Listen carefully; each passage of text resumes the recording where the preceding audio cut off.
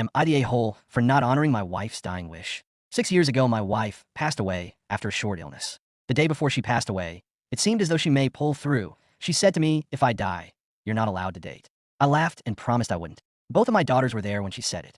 That night, things went horribly downhill, and she was gone by noon the next day. I spent the last 6 years raising my girls and finally sent my youngest off to college in August. I have been involved in a few support groups for people who have lost spouses for the last few years, and earlier this year, I really connected with a woman who lost her husband around the same time. I wasn't looking for a relationship, but we have been on a few dates, and I've been trying to keep it concealed at least in the meantime. We ended up going to a restaurant, and our server was one of my older daughter's friend from high school. She must have called or texted my daughter because last night my daughter called to scream at me and basically told me I was cheating on her mother, and I had no right to dishonor her request of me. I am pretty furious she called me like that, and I had to hang up and told her I'd call her in the morning when I've had some time to reflect. Now all I can think of is how horrible I am for this. I'm 45 years old, and I need companionship, but I don't want my daughters to think I'm spitting on their mother's grave. My wife's sister also texted me to tell me that my wife's request was unreasonable and unfair, and that her family is not going to judge me if I move on, and she would talk to my daughter about it. I don't want to ruin my relationship with my kids over this, but I'm so damn torn. Am I the a-hole for not honoring her request? Edit. Wow. Thank you for all of the comments.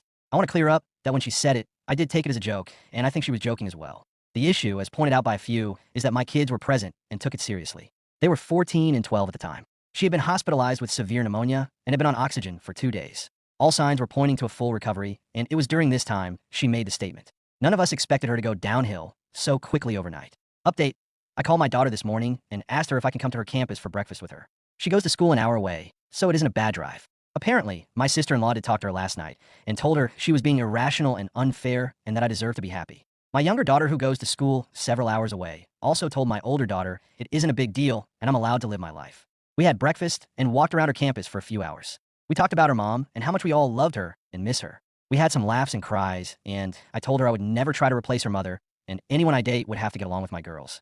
She is still upset, which I acknowledged, but she agrees it's unreasonable to expect me to go the rest of my life alone. She apologized for her reaction and genuinely felt bad that she acted that way. I suggested we go to therapy together to work some of this out, but she's really busy at school, so wouldn't be able to until winter break.